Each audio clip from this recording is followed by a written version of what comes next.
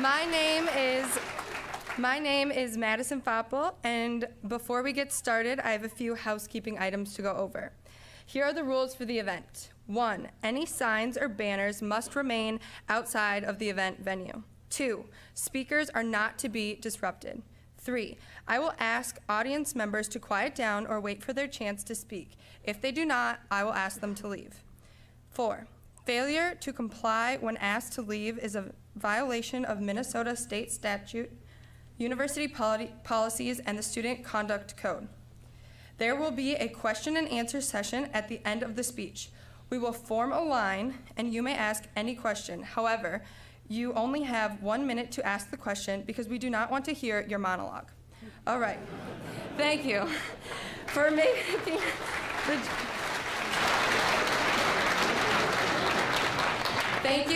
making the journey to St. Paul this evening. This event is brought to you by Students for Conservative Voice, CFACT, and Minnesota Students for Liberty. There are more information about each groups in the packets that you will get on your way out. I can tell you firsthand that free speech is under attack on college campuses nationwide, and the University of Minnesota is no exception. Tonight, I'm standing here to say that we will not be intimidated, and we are not afraid, and we will not be silenced. The Bill of Rights does not succumb to the cowardness of basement dwellers in black masks, and neither do we. I would like to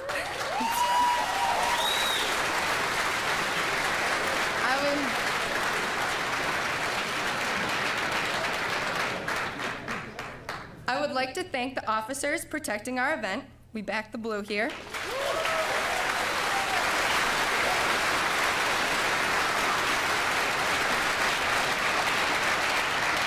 And I would like to thank the officers protecting the protesters' free speech rights outside. This event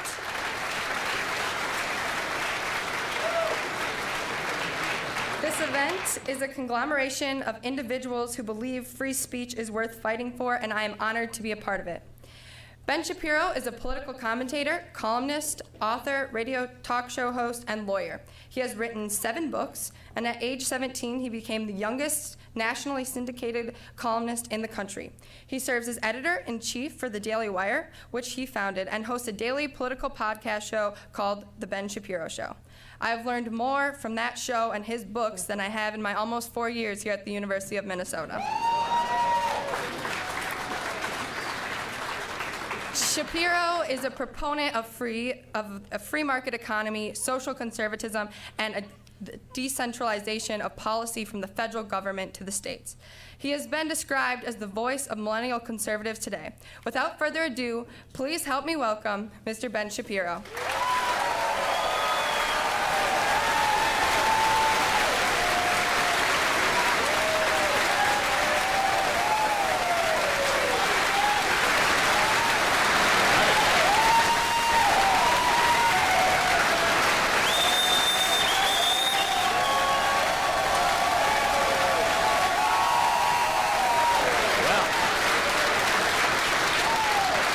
I'm glad to see that you made the trek all the way out to the cow campus.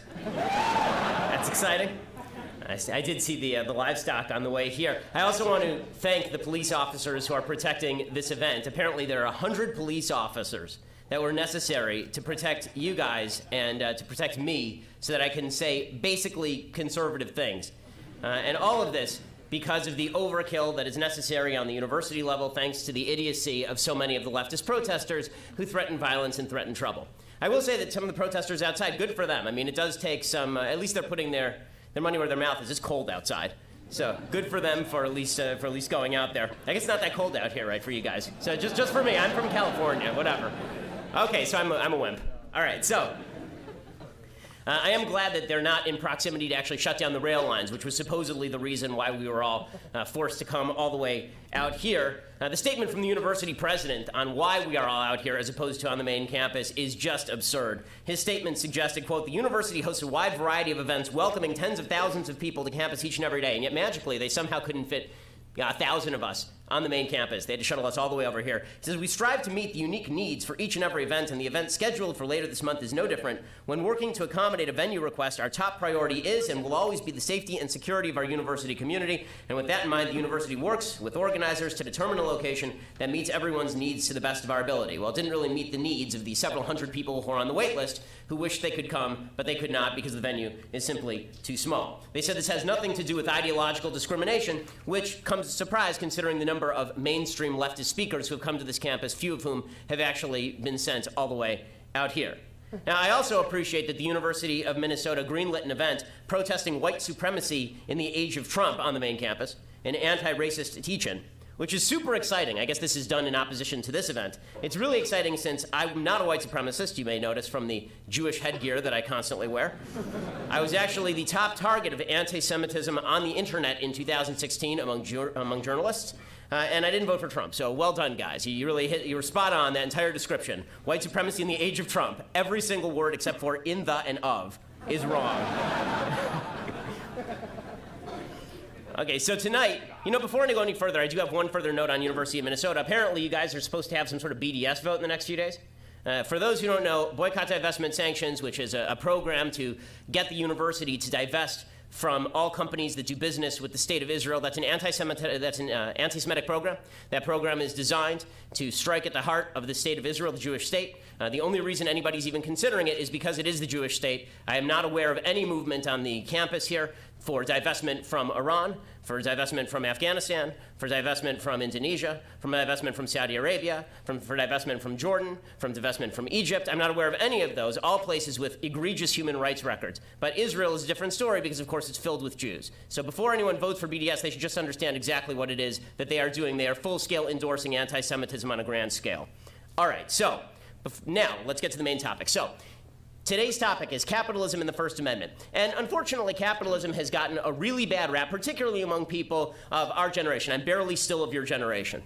All right, so I'm going to hold on to that signifier as long as I possibly can. Too many young Americans don't know anything about capitalism. They don't know why it's good. They think socialism is good. There's a Harvard Institute of Politics poll in spring 2016, and it found that Bernie Sanders, that loon bag, was the only major candidate with a net positive rating among 18 to 29-year-olds. 54% viewed him favorably, compared with just 31% who viewed him unfavorably. And now they're making the argument we should lower the voting age to 16. I can't see how that goes wrong.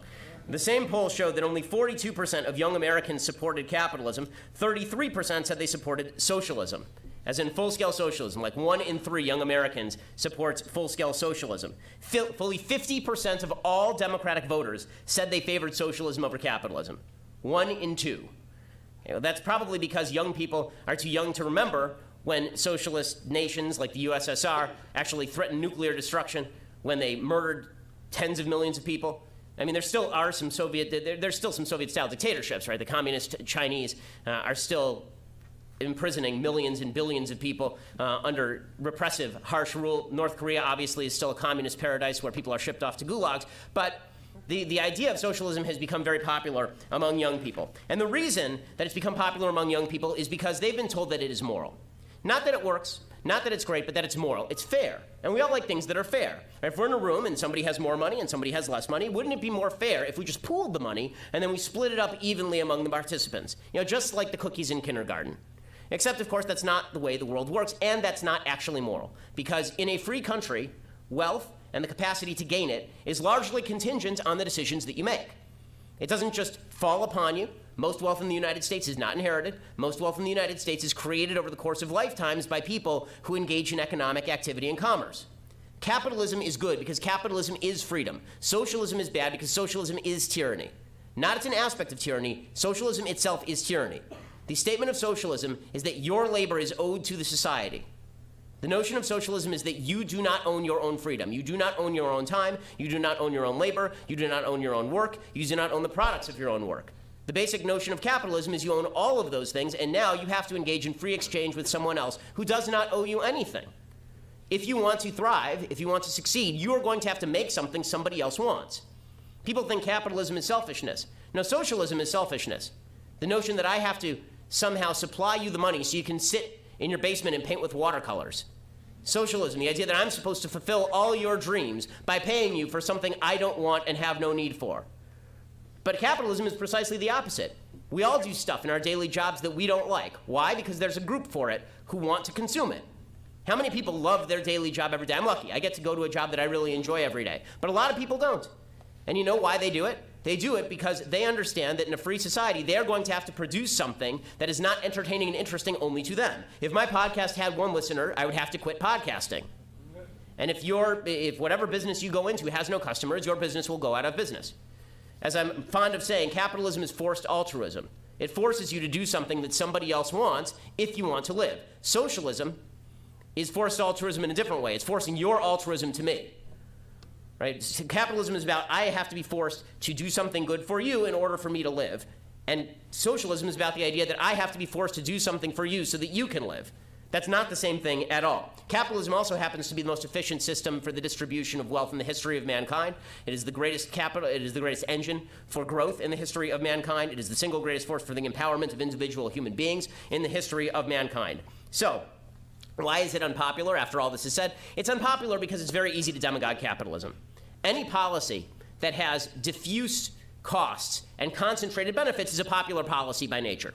Right? Any policy that has diffuse costs and concentrated benefits is going to be popular. So subsidies, for example, to farmers in Iowa, those are popular because farmers in Iowa get a big chunk of cash, and you only lost 1 cent off your paycheck, so you didn't even see it, you didn't even notice it. Well, socialism is sort of the same idea. If you don't notice the money coming off your paycheck, then you're not going to notice that that one person is getting a bunch of money. So that person benefits, and that person feels good about the benefits they just received, but you don't even notice the money coming off. Except that in a socialist system, you have to take so much money off the top that everybody notices, of course. Now, socialism in and of itself, as I say, is tyrannical. It is evil. Socialism violates at least 3 of the 10 commandments. It puts government before God. It says that theft is fine. Theft is no longer a problem so long as you and your friends vote for it. And, of course, petty jealousy is something that is necessary. It's good to be jealous. Workers of the world must unite, not because they're necessarily being grinded down by the boot heel of capitalism, but simply because they are jealous of the achievements of others. So much of America's discussion right now about income inequality is not about the suffering poor. So much of it is about the so-called thriving rich, the 1% at the top. It's about tearing down the people who succeed, not about empowering the people who are failing. If we were really talking about helping the poor, we'd be talking about helping the poor, not income inequality. Income inequality itself does nothing. That discussion does nothing to help the poor. What we have to talk about is ways that we can help people who are poor rise out of current circumstance through better decision-making and better opportunity. How about socialism in Europe? You know, so people who are defenders of socialism and say, okay, well, you know, you guys always mention Cuba, you always mention North Korea, you always mention the USSR, you always mention China. But, well, they say China's growing. China's growing because they loosened up their economy, and now it's basically state capitalism. But then they say, well, what about the socialistic countries of Europe? So this is Bernie Sanders' play. And what about Denmark? What about Switzerland? What about Sweden? Those are not socialist countries. Those are capitalist countries with a high tax system. Okay, that's not the same thing. A socialist country is government owns the means of production. It is about heavy regulation of all parts of the economy. Denmark is actually a better climate to do business than the United States is, according to the Heritage Foundation. Significantly better. There's a lot of foreign investment in Denmark. What makes Denmark a so-called socialist country is the fact that it has 60% tax rates. That's also the reason their economy stagnated so much that they just had to radically cut their tax rates. The same thing is true in Sweden. Sweden gained riches only after embracing capitalism in the mid-19th century. From 1975 to 1993, when they put in place all of these social programs with high levels of spending and high levels of taxation, the country dropped from 4th in the world wealth ranking to 14th. Swedish scholar Nima Sandanji called the country's embrace of redistributionism a colossal failure, which is why they had to liberalize their markets again. Okay, again, back to income inequality for a second. What about this idea that socialism cures the evils of income inequality? First of all, every country on earth has some level of income inequality. In fact, some of the places with the least income inequality are also some of the poorest places on earth. There are places where everybody is destitute.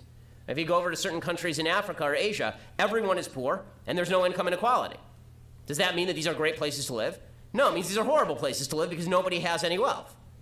America has high levels of income inequality, but our poor are richer than everybody else's poor, which is the thing that matters.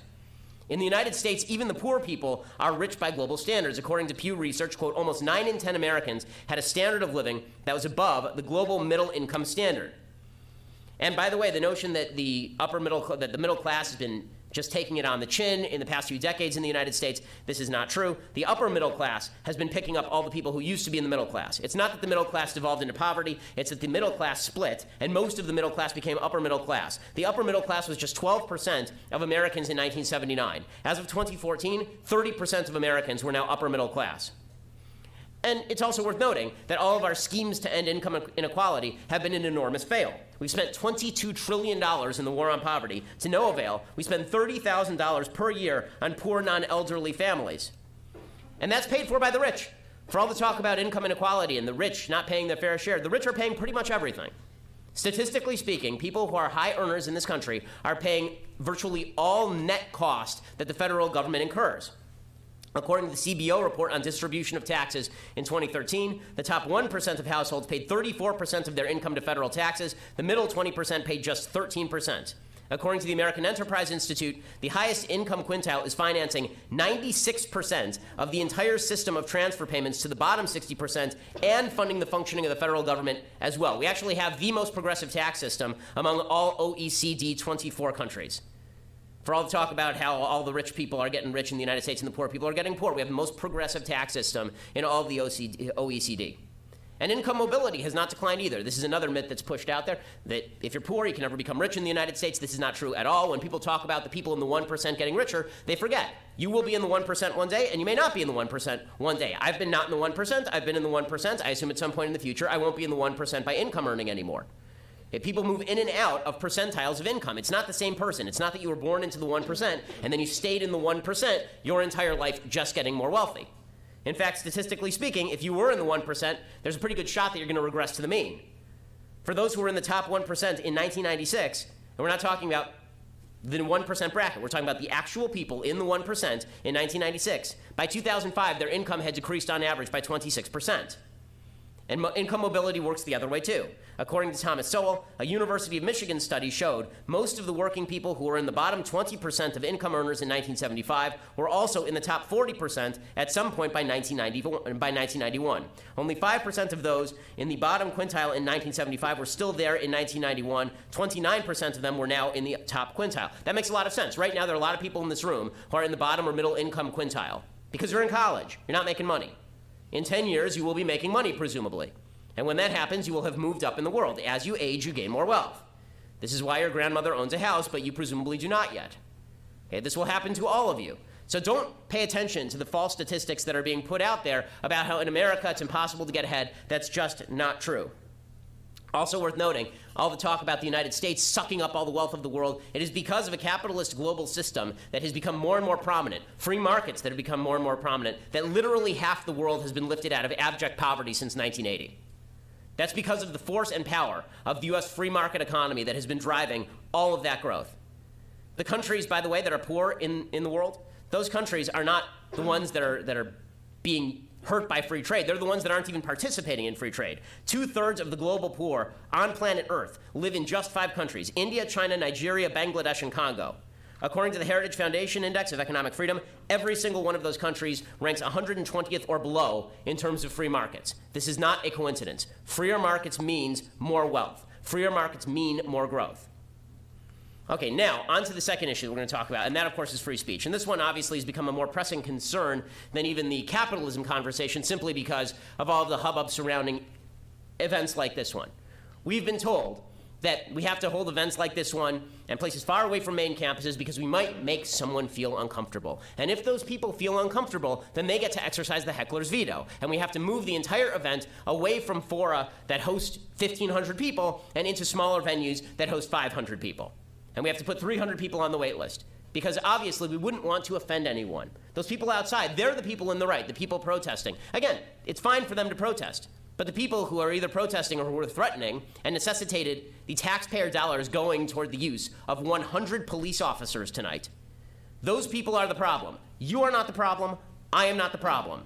The people who are creating the threats that require the spending of tens, if not hundreds of thousands of dollars to hold events like this one, those people are the problem. And unfortunately, their philosophy is a growing one. The idea that if we say stuff that's offensive, this is a form of violence. And therefore, violence can be used in response, and that's why we need to bring in police officers in order to protect all of this. This is just an aspect of identity politics. How is it that when I say something, this is an aspect of violence? Because I'm attacking someone's identity. Don't you see? It's not just that I'm saying something with which you disagree, it's that I'm attacking your identity. So when I say socialism is stupid and capitalism is good, there are some people who feel offended by this. When I suggest that in a free country, you should be able to rise as an individual if you just do some simple things, if you make some simple good decisions, then this is seen as offensive by certain people to their identities. If I say that white privilege is not a thing, if I say that just because you were born white in the United States does not mean that you are bound to succeed, and that if you were born black in the United States that you are bound to fail, this is seen as an attack on identity. Now, what makes any of this an attack on identity? The victim mentality that purports to suggest that every failure you have is due to the color of your skin, or the area in which you were born, or the religion that you practice. All of this is nonsense. But when I say that, it makes people feel bad. It makes people feel bad because it's a lot easier to blame everybody else for your problems than it is to take responsibility for your own problems. Now, this is not to say there's no such thing as discrimination. Of course there is. It's not to say there aren't people who are suffering from racism or bigotry. Of course there are people who are suffering from those things. But we are all on their side. There's not a person in this room, I would imagine, who sees a racist incident, a clearly racist incident, and doesn't feel terrible about it and doesn't seek to help. I don't know a lot of people out there in the United States who are looking around going, look at that terrible racist incident, I'm so happy that happened. And if they are, they're not coming to my speeches. Right? Those aren't the people who are showing up and listening to what I have to say. Those are the people who are going and listening to the alt-right, maybe. Those are some of the people who are listening to members of the radical left. Those aren't people who are showing up to mainstream conservative speeches. But again, if you challenge the notion that we live in a victim-first culture, if you challenge the notion that in a free country you can succeed, then this is bound to make people feel really bad. And so white privilege, microaggressions, trigger warnings, this has become the order of the day on college campuses. And the way this works is that we now judge you not by the content of your character, but by the color of your skin. We are supposed to discern whether your view is good or bad, not by what you have to say, but simply by who you are. So because we have a white privileged country, a country filled with privileged white people, built by white people for white people, because of all of that, if you are a white person, then you have to take a ticket and go to the back of the line when it comes to the views that you get to express. Or you have to shut up entirely. Now, never mind that there are minority groups in the United States who are making a lot more money on a per capita basis than white people are in the United States. Right? Jews were a minority group in the United States. They're still a minority group in the United States now for purposes of the census. They've been considered white, but for a long time they were barred from country clubs, for example. Jews on average earn more than the average white person does in the United States if you count them as a separate census group. Same thing is true for Asian Americans. Asian Americans have the single greatest income on a family level of any group in the United States. Is that because of Asian privilege? Is that because of Jewish privilege in the United States? Or is that because there are a lot of people in these particular subgroups who work really hard and have a culture that pushes working really hard? That has nothing to do with race. That has everything to do with the decisions that are made by parents to raise their children in a particular way with a particular viewpoint on hard work. But again, white privilege has to be the order of the day so that people don't feel bad about themselves. Well, I'm here to suggest that if you're failing in the freest country in the world, and you can't point to actual evidence of discrimination against you, you should feel bad about yourself. Because you've done something wrong. You've failed. You've made bad decisions. Maybe you're not working hard enough. Now, I'm not saying that people who, of course, are born with problems, you know, people who have mental illness, people who have physical disability, people who are obviously born behind the 8 ball in terms of what they can achieve, that's something that's different. But I'm talking about the normal, average, everyday American of any race, any color, any creed. If you're failing in the United States right now, there's a really good shot it's because you did something stupid. The reality is, according to the Brookings Institute, which is a left-leaning institute, I've cited this fact many, many times, virtually everyone in the United States who has done these 3 things will never be permanently poor. Get a job, finish high school, don't have babies before you're married. That's it. You do those 3 things in the United States, you will not be permanently poor. As I've always said, you're capable of doing all of these 3 things. You're all here, you're all in college, that means you finished high school. You're all capable of getting a job, I assume, even poli-sci majors. I know, I was one. And you're all capable of not having a baby until you're married. As I always say, just don't put that thing there without that other thing on it. It's not that difficult. Somehow people, for dozens of years, have been avoiding pregnancies that they didn't want. So, all of this is to say that if we are going to start shutting down free speech, if we're going to start throwing out particular viewpoints because of the identity of people, This is a form of tyranny. And free speech matters because if we don't have free speech, then minority viewpoints that were once minority, can never become majority. One of the great ironies of this whole situation is that it's minority interest groups that have been taking the lead on shutting down free speech. But if free speech had been shut down in 1960, you would not have gay rights, you would not have civil rights, you would not have women's rights. All of these issues were at one point minority issues. Now they are majority issues. What turns a minority issue into a majority issue is our capacity to debate it and reason through it and have conversations about it. But now there are a bunch of folks who want to shut that door, who want to say, listen, we've got the perfect society, we've got our utopia, we're dominant politically, and now everybody else has to shut up. That's not the way that this works. The way this works is we all get to have a conversation together. And if you have a problem with that, then you're un-American, because this was the basis of a free and open society. The notion that we could discuss with each other, that we weren't going to question each other's motives first and foremost, that we were going to reason with one another. The whole basis of a republic is the idea that we are rooted in reason. I'm writing a book right now on everything moving from ancient philosophy to modern philosophy. It's a real page-turner. And the entire premise of Western civilization is that freedom is predicated on the idea that we can discuss with one another without relying on identity as the trump card. Once identity becomes the trump card, how the hell are we going to have a conversation? Because all you do is just shout, you can't understand me, I'm black, and all I do is shout, you can't understand me, I'm Jewish. Okay, well then the conversation is over, and I guess we ought to just go get our mallets and hit each other. Because that's the only way that any of this is going to get resolved. That's not the way things are supposed to work. Unfortunately, we're seeing it play out that way in virtually every political debate, the gun debate just being the most obvious lately. Folks suggesting, both people who are witnesses to the shooting down in Parkland and members of the media suggesting that if you disagree with them, then it's because you're an uncaring, bad human being. You can't hold political conversation with folks who are calling you evil. Just a basic rule of political discussion. So here's my recommendation. If you believe in freedom, if you believe in individual rights, if you believe that you own your labor, if you believe you own your time, if you believe in the capacity of the other person across the table from you to have a conversation, then everybody needs to embrace a free market, and everybody needs to embrace a free market of ideas. Thanks so much. Happy to take your question.